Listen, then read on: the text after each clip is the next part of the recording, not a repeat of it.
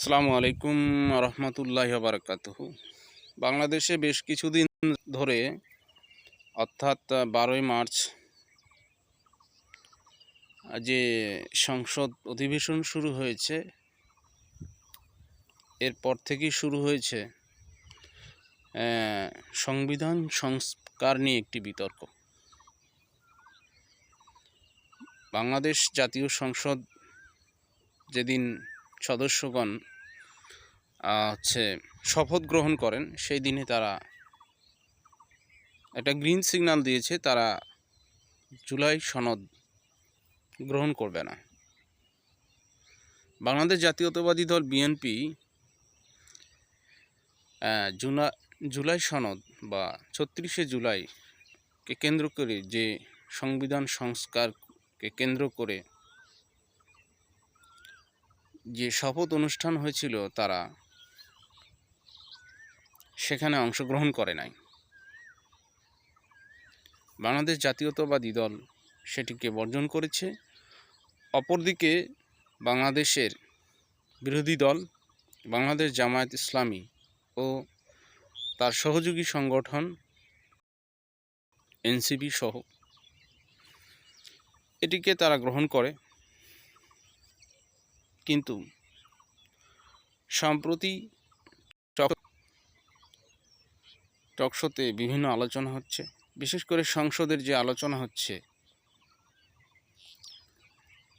সংসদে বাংলাদেশের যে সংস্কার জুলাই সনদের, সেটা হবে না। বিএনপি এটা করবে না।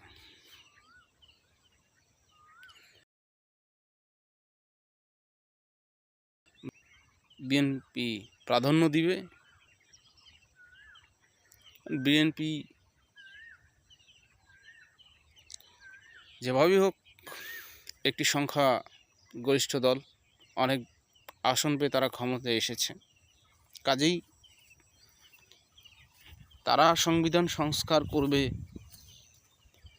তারা ক্ষমতায় থাকবে, তারা নিজেদের মতো করে মাঠ দখলে রাখবে না, এটা হতে পারে না। আপনি কিভাবে আশা করেন যে বিএনপি ক্ষমতায় থাকবে, বিএনপি আপনাকে স্পেস দেবে রাজনীতি করার? সাংবিধানিক পদগুলোকে নিরপেক্ষ ব্যক্তি বা এমন কিছু জুলাই সনদে উল্লেখ আছে যেগুলো সাংবিধানিক প্রতিষ্ঠান, যেখানে নিরপেক্ষ ব্যক্তি থাকবে, দুর্নীতি হবে না, নিজের আধিপত্য বিস্তার থাকবে না, অথচ তারা ক্ষমতায় থাকবে। এটা হতে পারে? ভাই, আপনি বোকার স্বর্গে বাস করছেন। বিএনপির ম্যাজিকটা এখনও জনগণ দেখে নাই। কেবল 6 মাস হয় নাই, 1 বছর হয় নাই, 3 বছর হয় নাই, 5 বছর। বিএনপির ম্যাজিক বাংলাদেশের জনগণ দেখবে। বিএনপির ক্ষমতা দেখবে, এদেশের জনগণও দেখবে বিএনপির শাসনকাল কেমন চলে। আমার তো মনে হয় কিছুই হয় নাই, এখনো কিছুই হয় নাই, অনেক কিছু হবার বাকি রয়েছে। দেখবে জনগণ, কত ধানে কত চাল।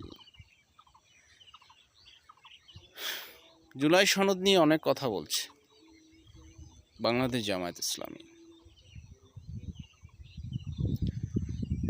আমার মনে হয়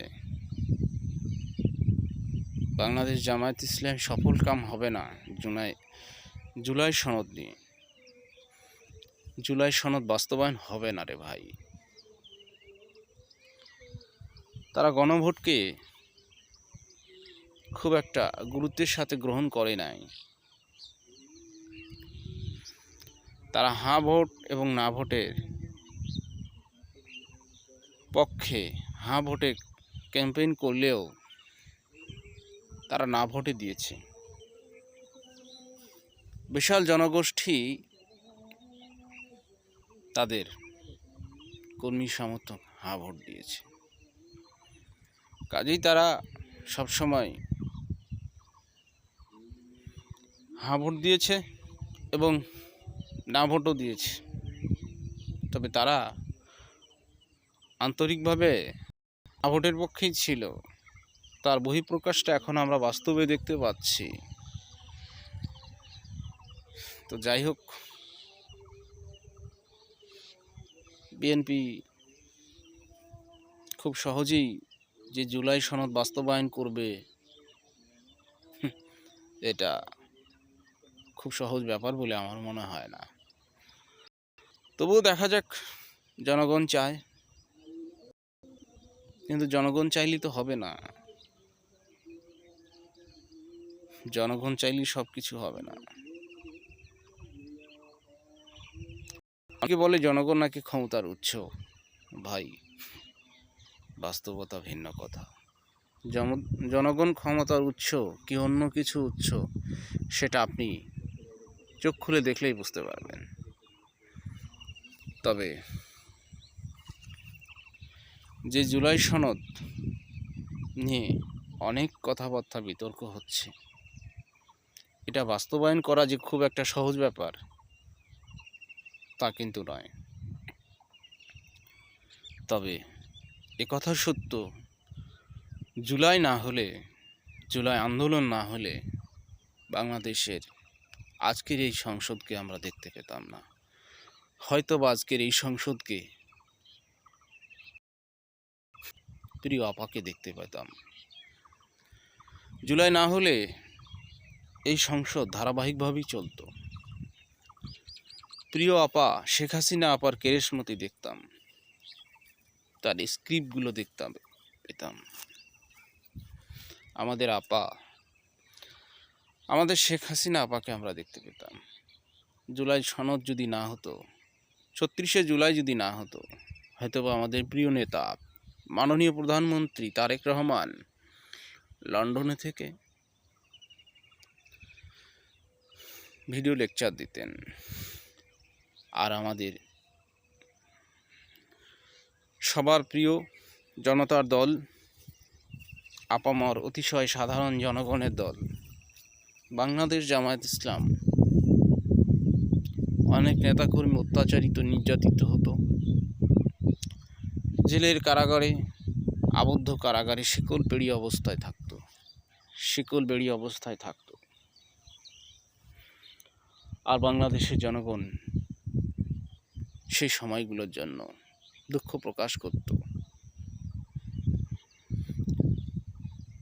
ঠিক যে কোনো অসিলাই হোক, ৩৬শে জুলাইয়ের কারণে আজকে বাংলাদেশের জনগণ কিছুটা হলেও স্বস্তির নিঃশ্বাস ফেলতে পারছে। আজকে এই জাঁকজমকপূর্ণ সংসদ, এর পেছনে কিন্তু রয়েছে ৩৬শে জুলাই। বাংলাদেশের ছাত্র জনতা শুধু নয়, সাধারণ জনগণ, শ্রমিক, শিক্ষক, রিক্সা চালক, অতিশয় সাধারণ পেশাজীবী মানুষ, অনেক বিশ্ববিদ্যালয়ের শিক্ষক একটি ন্যায় আন্দোলনকে, একটি ইনসাফ প্রতিষ্ঠার জন্য জীবন বাজি রেখেছিল। যারা রাজনীতি বোঝে না, শিশু, তাদেরকেও জীবন দিতে হয়েছে এই ৩৬শে জুলাইয়ের কারণে। ৩৬শে জুলাই বাস্তবায়ন হচ্ছে না, এটা আসলে ভাববার বিষয়। তবে দেখা যাক, সকল দলই তো জুলাই আন্দোলনে ছিল। বাংলাদেশের জনগণ এখনো বাংলাদেশের জাতীয়তাবাদী দল বিএনপির ওপর থেকে আস্থা হারাতে চায় না। বিএনপির কাছে বাংলাদেশের জনগণ আওয়ামী লীগের প্রতিমূর্তি দেখতে চায় না, প্রতিরূপ দেখতে চায় না। এটা শহীদ প্রেসিডেন্ট জিয়াউর রহমান, ম্যাডাম খালেদা জিয়া, বাংলাদেশের আপামর জনগণের মা, দেশকে দেখতে চায়। ইনসাফের বাংলাদেশকে দেখতে চাই। আশা করা যায় বাংলাদেশ একটি ন্যায়পরায়ণ দেশে পরিণত হবে। বাংলাদেশের প্রধানমন্ত্রী হবেন ন্যায়পরায়ণ এবং ন্যায় বিচার করবেন। ৩৬শে জুলাই নিয়ে খুব একটা আশা আমি করি না, দেখা যাক কে হয়। আমাদের শক্তিশালী বিরোধী দল কতটুকু এগিয়ে নিতে পারে এটাই দেখা যাক। ধন্যবাদ। আসসালামু আলাইকুম।